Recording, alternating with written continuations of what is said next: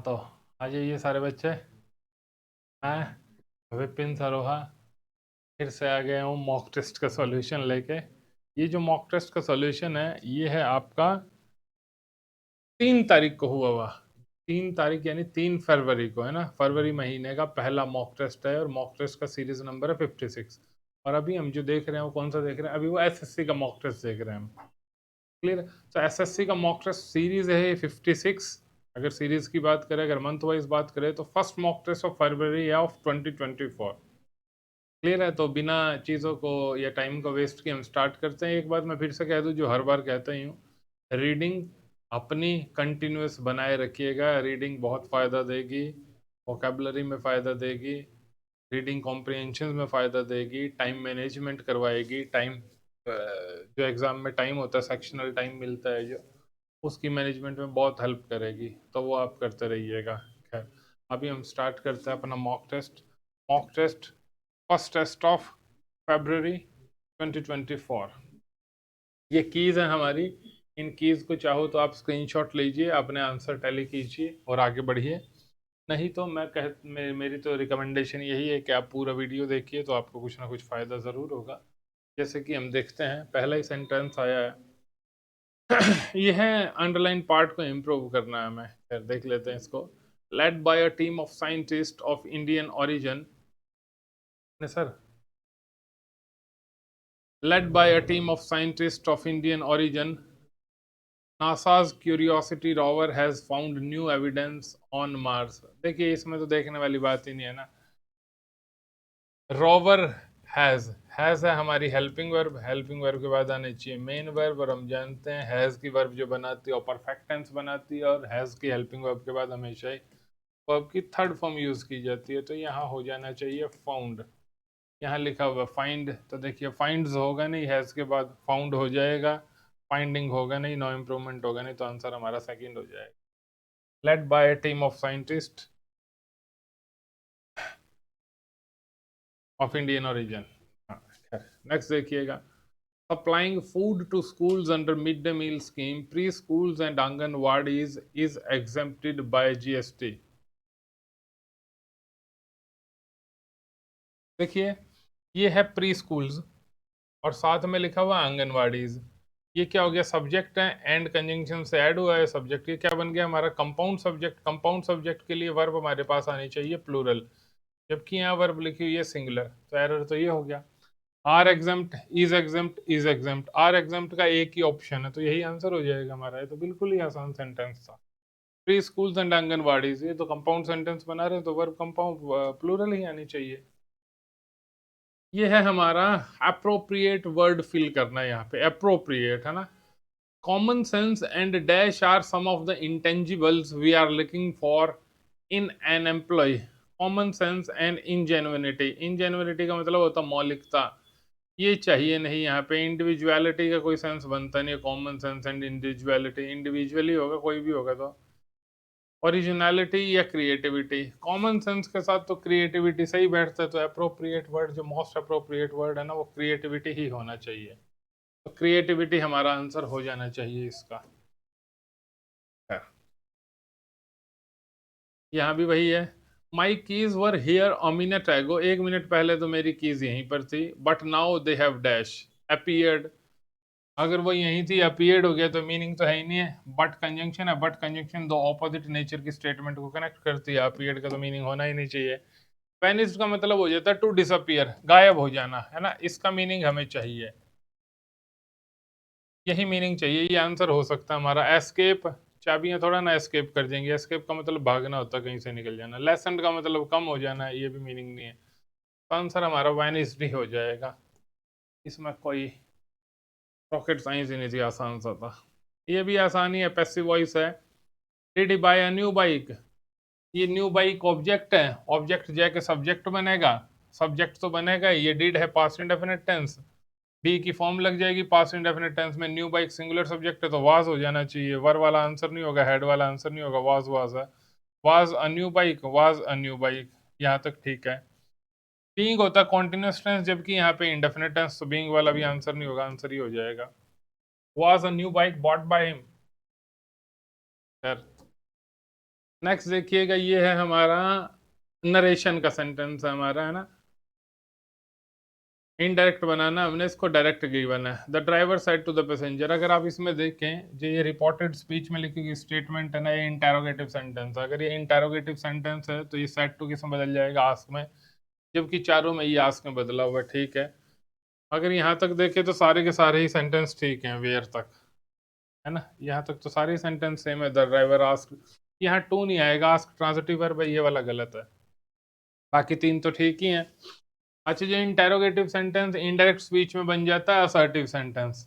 Assertive sentence बनेगा तो helping verb से पहले सब्जेक्ट लिखा होना चाहिए, यहाँ पे हेल्पिंग वर्ब पहले लिखे, ये भी आंसर नहीं होगा। यहाँ पे सब्जेक्ट के बाद हेल्पिंग वर्ब लिखी हुई है, यहाँ पे सब्जेक्ट के बाद हेल्पिंग वर्ब लिखी हुई है, जबकि हम जानते हैं डायरेक्ट से इनडायरेक्ट बनाते हुए विल वुड में चेंज हो जाता है, ये विल को विल में ही रिटेन रखा गया, ये भी गलत हो जाएगा। आंसर हो जाएगा हमारा थर्ड। तो driver asked passenger where he would go, got it. खैर, ईडीएम है to blow one's on trumpet, ये मैंने पहले भी बात की हुई है यहाँ पे, है ना। अपने बीन बैंड खुद बजाना, अपने ही हर जगह अपनी वाहवाही करते फिरना, उसको कहते हैं to blow one's on trumpet. अपने ही तूती लेके ढोल लेके सारी जगह पीट जा रहे हैं, मैं ऐसा मैं वैसा। To play one own trumpet, ये तो इसका मीनिंग नहीं है। To praise oneself, to create noisy disturbance, to have high pitched voice, यही हो जाएगा to praise one own self, खुद को ही तारीफ करते रहना, अपनी हर जगह अपने ही ढोल पीटते रहना। To face the music, to face the music होता है अंजाम भुगतने को तैयार रहना, है ना। बिटवीन टू डेंजर्स, इसका आंसर नहीं होगा। Confess specially when a person has done wrong thing, ये भी नहीं होगा। टू अब्यूज, गाली देना, ये भी नहीं होगा। टू बियर द कॉन्सिक्वेंसेज, यही होगा, जो अंजाम है उसको भुगतना, यही आंसर हो जाएगा इस ईडीएम का, to face the music. Next देखते हैं, correctly spelled word. Correctly spelled word जहां तक मुझे दिख रहा है ना, ये पहला ही है। एक्सेप्टेंस तो सही है, एक्सेसिबिलिटी में देखो डबल सी आना चाहिए, एक्सेसिबिलिटी, एक्सेसिबल में डबल एस आना चाहिए, एक्सेसिबल। एक्सेसरी में एस के बाद ओ आना चाहिए, एक्सेसरी। तो सही तो हमारा पहला ही है। फिर इसके बाद इनकरेक्टली देखना है, अबेंडेंट सही है, एक्सेलरेट गलत है अगर आप जानते हो तो। एक्सेलरेट में ए के बाद ई आता है, एक्सेलरेट। फ्री के नंबर होते हैं स्पेलिंग वाले, फ्री के नंबर, अगर आप किसी वर्ड को ढंग से पढ़ रहे हो, बहुत ही होश पूर्वक, बहुत ही कॉन्शियस में पढ़ रहे हो किसी वर्ड को, तो वही नंबर दे जा रहा है, दो नंबर तो ऐसे ही आ जाते हैं बिना बात कही। सिनोनिम देखना, हार्डन्ड। हार्डन्ड का मतलब होता है अड़ियल इंसान, आदमी, है ना, कोई अड़ियल किसी चीज पे अड़ जाता है। ब्रिस्क का मतलब होता है क्विक, बहुत ही जल्दबाज आदमी। ऑब्ड्यूरेट का मतलब होता है अड़ियल, तो इसका सिनोनिम ऑब्ड्यूरेट हो जाएगा। कॉर्डियल का मतलब होता है फ्रेंडली। अनइंटेलिजिबल का मतलब होता है कोई चीज पढ़ने में समझने में मुश्किल हो, है ना, हार्ड टू अंडरस्टैंड, वो हो जाता है अनइंटेलिजिबल। नेक्स्ट देखते हैं, सिनोनिम देखना है, ये जो अंडरलाइन वर्ड है फेक, इसका सिनोनिम देखना है। वैसे तो सेंटेंस पढ़ने की जरूरत ही नहीं है, जो फेक होता है ना उसका मतलब होता है काउंटरफीट। काउंटरफीट करेंसी समझते हो, फेक करेंसी, ये इसका आंसर हो जाना चाहिए। फिर भी देखते हैं, She told everyone she was a judge but she was just a fake, counterfeit हो जाएगा इसका, ऑब्वियस सी बात है। काउंटरमैंड का मतलब होता है किसी चीज को कैंसिल कर देना, तो कैंसल। फेसाइल का मतलब होता है कोई चीज, कोई रिजल्ट लाना विदाउट एफर्ट या without careful thought.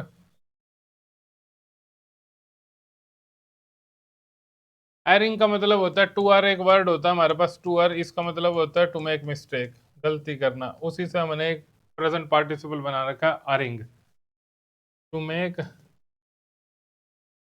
Mistake, got it. Next देखते हैं, antonym of the given word. Antonym चाहिए फैसिलिटेट। फैसिलिटेट का मतलब होता है किसी चीज को फैसिलिटेट करना, किसी की प्रोग्रेस को क्विक कर देना, है ना। टू मेक प्रोग्रेस क्विक, ये फैसिलिटेट का मतलब होता है। इसका जो एंटोनिम होता है ना वो इम्पीड ही होता है, पहला ही लिखा हुआ, बाकी देख लेते हैं, फ्रिस्क, एक्सपेडिट, वैनिश। देखो एक्सपेडिट तो इसका सिनोनिम हो जाता है, एक्सपेडिट का मतलब भी होता है यही जो इसका मीनिंग है ना। फ्रिस्क का मतलब होता है टू चेक, टू इंस्पेक्ट, किसी इंस्पेक्शन करना। अगर आप रेलवे स्टेशन पे तो नहीं, अगर आप एयरपोर्ट पे जाओगे या आप दिल्ली मेट्रो में जाओगे तो जाते हुए उससे पहले फ्रिस्किंग होती है ना। फ्रिस्किंग कहने का मतलब हाथ लगा के जब चेकिंग की जाती है कि इसके पास कुछ ऐसा मटेरियल तो नहीं है जो कि नुकसानदायक हो, उसको फ्रिस्किंग बोलते हैं ना। फ्रिस्क इसका मतलब नहीं होगा, वैनिश का मतलब मैंने देखा था, इसका मतलब क्या हो जाता है, टू डिसअपियर, है ना। अगर एंटोनिम की बात करें ना तो ये होता है इम्पीड, इसका मतलब होता है टू स्टॉप प्रोग्रेस, किसी चीज की प्रोग्रेस को रोक देना, उसमें अड़चल बन जाना, वो इम्पीड होता है।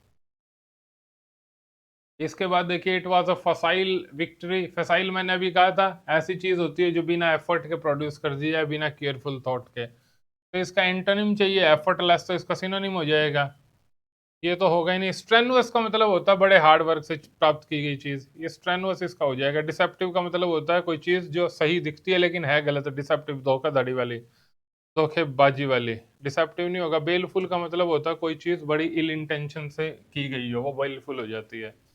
इल इंटेंशन कहने का मतलब कोई बुरी, आपने आपकी इंटेंशन थी कोई अच्छी, कि आपके विचार नहीं थे किसी चीज को करने के लिए, तो वहां पे उसके लिए यूज किया जाता है वर्ड बेलफुल। ये वन वर्ड सब्स्टिट्यूशन है ऐसी जगह जहां पे मनी यानी सिक्के छाप बनाए जाते हैं, सिक्के बनाए छापे हैं ना, उसे मिंट बोलते हैं। कसीनो जहाँ पे जुआ खेला जाता है। उटोपिया भविष्य के लिए आदर्श स्थिति होती है, वो उटोपिया होता है। आर्मरी होता है जहाँ पे हथियार रखे जाते हैं। तो आंसर हो गया इसका वो। One who has no money, जिसके पास कोई मनी नहीं होती है। सिंक का मतलब डूबना होता है, पॉपर का मतलब होता है कंगाल, दिवालिया, जिसके पास कोई पैसा नहीं होता, इसका मीनिंग हो जाता है पॉपर। फ्लाउंडर होता है कोई चीज जो कानूनों को तोड़ने वाला होता है। फ्लाउंडर का मतलब टू ब्रेक द लॉज। और फाउंडर का मतलब होता है नींव रखने वाला, founder member of the company. जैसे Shri Rajiv Surana is the founder of doctor Anushka academy, है ना, वो हो जाता है हमारा फाउंडर। खैर ये है हमारा क्लोज टेस्ट। खैर इसको देख लेते हैं शुरुआत से ही हम। Iceland is a land of water, mountains, frozen landscape and never ending dash.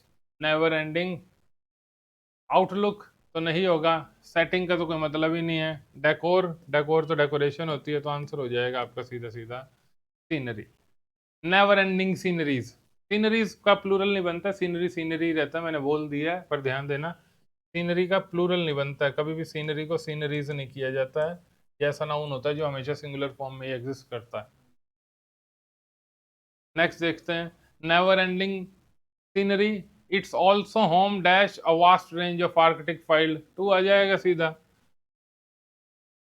Destination है, होम है ना, wide range of arctic wild life की डेस्टिनेशन क्या है, ये आइसलैंड है, तो टू प्रपोजिशन आ जाएगी। To arctic wild life dash the rare beautiful humpback whales, includes, included, including आ जाएगा। भाई ये vast range of arctic wild life के लिए घर है, रेयर और ब्यूटीफुल हम्पबैक वेल को इंक्लूड करते हुए, ये भी है साथ के साथ।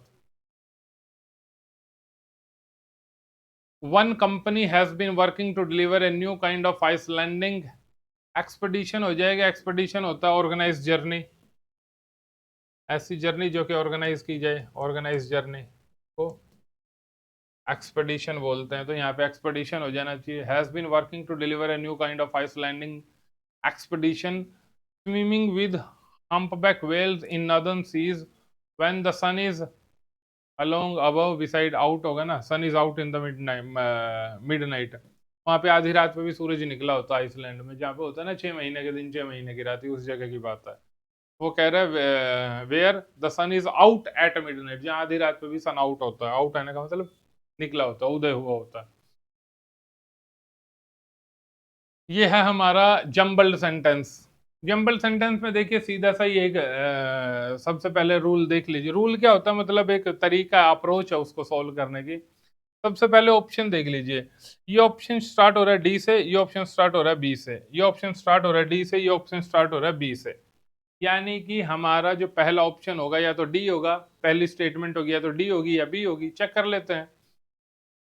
जैसे मैं बी पे देखूं, the use of this technologies, these technologies का मतलब ये दीज प्रोनाउन यूज हो गया इसके लिए एडजेक्टिव, किन्हीं टेक्नोलॉजी की बात करें, यानी कोई टेक्नोलॉजी पहले बात की गई होगी जरूर उसके बारे में। इसका मतलब ये पहली स्टेटमेंट नहीं हो सकती, तो यानी बी वाले को तो कर दो आउट, बचा डी। अब डी को देख लेते हैं, क्या डी हो सकता है? Social media and technology are integral parts of daily life, ये हो ही सकता है, यानी आंसर पहली स्टेटमेंट हमारी डी होगी। अब डी के बाद या तो बी आएगा या डी के बाद सी आएगा, देख लेते हैं। डी के बाद सी देखते हैं, social media and technology are integral parts of daily life, ठीक है। First, social media provides a smoother more direct communication tool between students, teacher and parents who can check in and ask for respond to questions, ये हो सकता है। B को देख लेते हैं, social media and technology are integral parts of daily life, the use of this technologies. देखो इसके बाद वाली स्टेटमेंट ना ये है, ये ज्यादा मीनिंग कन्वे कर रही है, तो इसके बाद ये हो जाएगा, यानी डी के बाद बी, डी के बाद बी फर्स्ट में है, सी भी गया, तो पहला आंसर हो जाएगा हमारा। नेक्स्ट देखते हैं, फिर से वही बी डी, बी डी यानी पहली स्टेटमेंट बी होगी या तो पहली स्टेटमेंट डी होगी। A part of Vijayanagar ruins known as Hampi have been designated as a UNESCO world heritage site, D. A part of Vijayanagar, और उसके बाद है B, Vijayanagar was the capital city of the historic Vijayanagar empire. पहली फ्रेश स्टेटमेंट है ना वो ये है, ये विजयनगर की बात की गई है, फिर विजयनगर के पार्ट की बात की गई, तो यानी फ्रेश स्टेटमेंट ये होगी, इसका मतलब पहली स्टेटमेंट होगी हमारी बी, ना तो फोर्थ होगा ना हमारा सेकंड होगा, फर्स्ट होगा या थर्ड होगा, देख लेते हैं। बी के बाद या तो सी होगा या तो ए होगा, बी के बाद सी देख लेते हैं। Vijayanagar was the capital city of the historic Vijayanagar empire, Vijayanagar is in eastern part of central Karnataka close to Andhra Pradesh border. B के बाद सी हो ही सकता है, बी के बाद ए भी देख लेते हैं। Vijayanagar was the capital city of the historic Vijayanagar empire located on the banks of Tungabhadra river. अब देखो जरा, ये बी के बाद ना ये वाली ज्यादा लॉजिकल स्टेटमेंट लग रही है, इसमें तो कोई रॉकेट साइंस ही नहीं है, ये तो आपको देखना ही पड़ेगा, है ना, इतनी सेंस तो आप में होनी ही चाहिए। ये वाली ज्यादा क्लोज स्टेटमेंट है इसके, यानी तो बी के बाद ए आ जाएगा, बी के बाद ए थर्ड में है, यानी कि इसका आंसर सी भी नहीं रहेगा, सॉरी सी रहेगा, ए नहीं रहेगा, या थर्ड रहेगा फर्स्ट नहीं रहेगा। नेक्स्ट देखते हैं, अबे निकल। हाँ, इसमें देखना है कि इसमें ग्रामेटिकल एरर का है। Foreign tourist always enjoy, enjoy verb है, वर्ब के बाद हमें चाहिए object. Foreign tourist always enjoy, foreign tourist subject हो गया, फॉरेन टूरिस्ट सब्जेक्ट है, ऑलवेज एडवर्ब है, always enjoy the flying birds in the नाल सरोवर बर्ड सेंचुरी। देखो ये एंजॉय है ना, एंजॉय के बाद हमें चाहिए ऑब्जेक्ट। ऑब्जेक्ट जो होते हैं ना जनरली इन्फिनेटिव नहीं जेरेंड बन के आते हैं, यहाँ पे होना चाहिए watching. Foreign tourist always enjoy watching the flying birds in the Nal Sarovar bird century, इसका आंसर हो जाना चाहिए फर्स्ट, तो वॉच की जगह वॉचिंग हो जाना चाहिए। नेक्स्ट देखते हैं, if I were in his shoes I would commit suicide which him, अगर मैं उसकी जगह होता तो शर्म के मारे सुसाइड ही कर लेता।